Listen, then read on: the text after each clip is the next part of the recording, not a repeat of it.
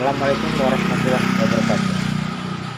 Mbah Mukoyim adalah pendiri Pondok Pesantren Buntet Cirebon, ulama yang sangat peduli terhadap lingkungannya. Ia merupakan mufti Keraton Kanoman, berdakwah di kalangan kerajaan Cirebon, mendirikan pesantren sebagai pusat penyebaran agama Islam dan basis perlawanan terhadap Belanda. Pondok Pesantren Buntet didirikan oleh Mbah Mukoyim pada tahun 1750 Masehi. Pada tahun 1689, Mbah Mukoyim lahir di Serengseng Kerangkeng, Karangampel, Indramayu. Berdasarkan buku Silsilah Pesantren Buntet, beliau adalah putra Kiai Abdul Hadi yang berdarah Kesultanan Cirebon. Mbah Mukoyim memiliki kedekatan dengan keluarga Keraton Cirebon. Jika melihat silsilahnya, ayah dari Mbah Mukoyim merupakan putra dari pasangan Pangeran Cirebon dan Anjas Moro, putri dari Lebe Mangku Warbisa Mangkunegara. Mbah Mukoyim juga sempat tinggal di keraton, hidup bersama orang tuanya, dan pendapat pendidikan ajaran Islam dan ketatanegaraan yang cukup baik dari guru dan orang tuanya. Tak hanya kedua ilmu tersebut, Mbah Mukoyim juga belajar kedikjayaan sehingga ia pun juga dikenal dengan kiai yang sakti mandraguna. Pada saat itu, Cirebon mengadakan hubungan dengan Banten yang berada di bawah naungan pemerintahan Adipati Anom Amangkurat II, di mana perkembangan ilmu keagamaan yang cukup tinggi. Sebelumnya Mbah Mukoyim mendatangi sebuah tempat yang pernah disinggahi Syekh Yusuf Al-Makassari, menantu Sultan Ageng Tirtayasa, yang memerintah Banten sebelum masa pemerintahan Amangkurat I. Di tempat itu ia bertemu dan berdiskusi dengan pengganti atau murid Syekh Yusuf. Beliau menulis beberapa buku tentang fikih, hadis dan tasawuf yang dikirim pada Sultan Kanoman agar dijadikan buku pegangan bagi para pembesar keraton dan rakyat Cirebon. Tak disangka, jika beliau di kemudian hari diangkat sebagai mufti, Mbah Mukoyim menikah dengan Randu Lawang, putri tunggal Kiai Entol Rujit Nala. Selain itu, dia juga dikenal sakti, tapi rendah hati pada siapapun. Dia sangat mengedepankan akhlakul karimah. Konon salah satu karomah beliau yaitu bisa membuat bendungan dengan hanya seutas benang. Hal ini dilakukan Mbah Mukoyim saat mengikuti sayembara yang dikeluarkan Kiai Entol Rujit Nala, di mana isi sayembara tersebut yaitu barang siapa sanggup membuat bendungan yang dapat menahan banjir Sungai Nanggela akan dinikahkan dengan putrinya yang bernama Randu Lawang. Kiai Entol Rujit Nala ketika itu adalah seorang pembesar yang dikenal sakti, tapi gagal membuat bendungan penahan banjir yang selalu menggenangi Sungai Nanggela, sehingga daerah itu selalu banjiran bila musim hujan datang. Hanya saja Kiai Entol tidak mampu membuat bendungan penahan banjir.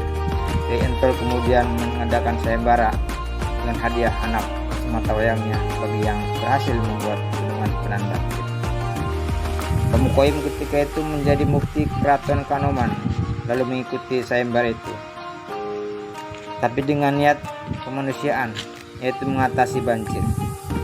Demikian dengan sifat aslinya beliau yang rendah hati, dia juga tidak ingin mempermalukan penyelenggara.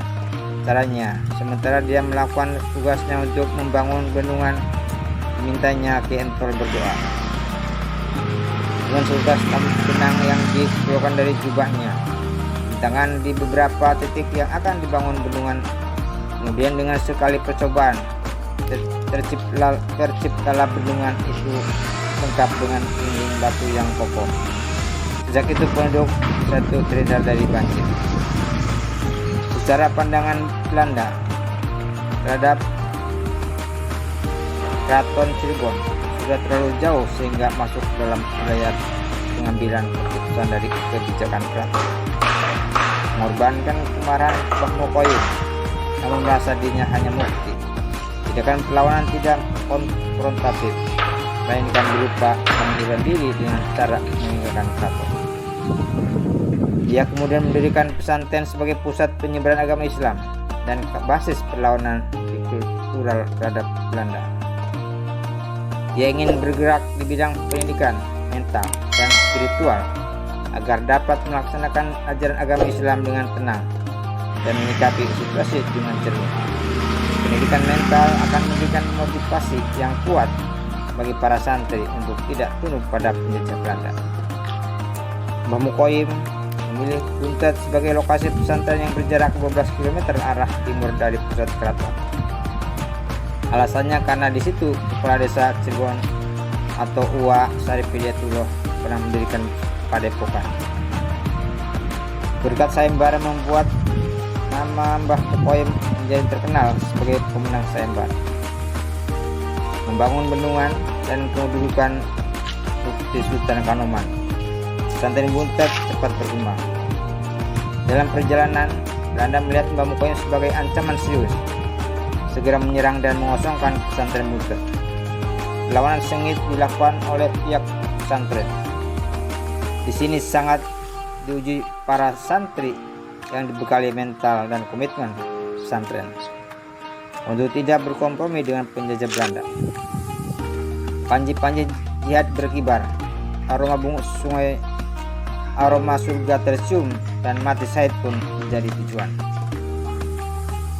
Banyak korban berjatuhan dari kedua belah pihak.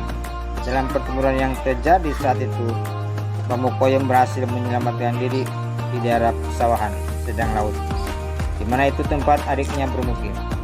Di sana beliau mendirikan tempat ibadah atau masjid.